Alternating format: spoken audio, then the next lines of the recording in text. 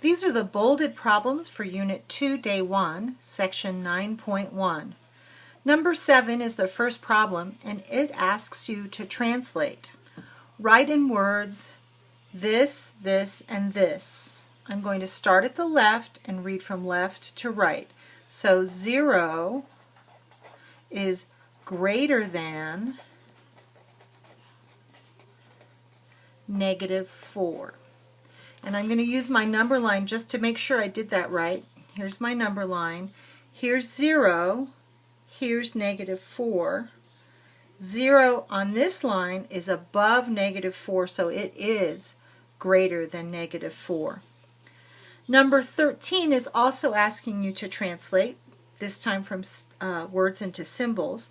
Again, I'm going to read from left to right.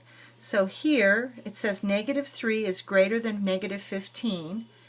-3 is greater than -15.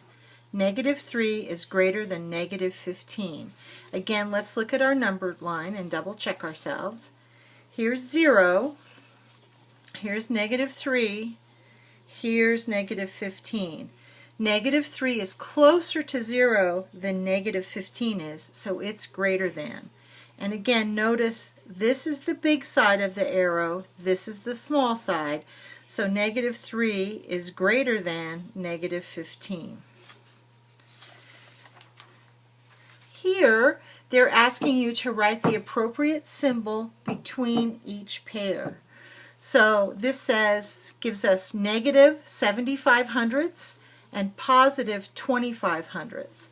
And again, I can look at my number line and find -75 hundredths, and I can find +25 hundredths, and I can see that 25 hundredths is greater than 0 and -75 hundredths is less than 0. So I need to say -75 hundredths is less than 25 hundredths. This next one, number 33, is asking you to do 2 steps. First of all, you have to remember what's the deal with absolute value. Those are those long railroad tracks on either side of the number. And remember, absolute value means that the outcome is positive, so because it's 2 steps to get to 0. So there's 2, and here, even though I start with -7, that would be 7 steps to get to 0. So now I'm going to think about this, and I can look at my number line if I need to. So here's 2, and here's 7. So 2 is less than 7. And remember, I'm going to write it 2 is less than 7, because the arrow points to the smaller number. Okay, so that's number 33. Next, let's take a look at number 59 and number 60. Again, we are looking at finding the opposite of numbers. So number 59 asks you to find the opposite of -0.123, which is 123 thousandths. So remember, if you're looking for the opposite, you're looking for the mirror image. So this is negative, so I need the positive on this side. So the opposite, if I start here, the opposite will be the same number, only positive. So that's 0.123, 123 thousandths. So my answer is 0.123. Again, basically what I did was I just took the negative sign away.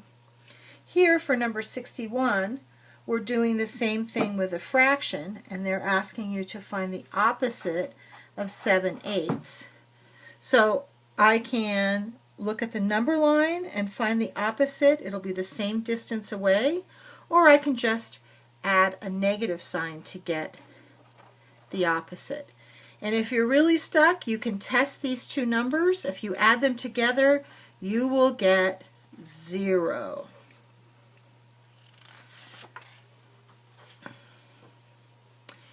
Here on number 65, you're being asked to simplify.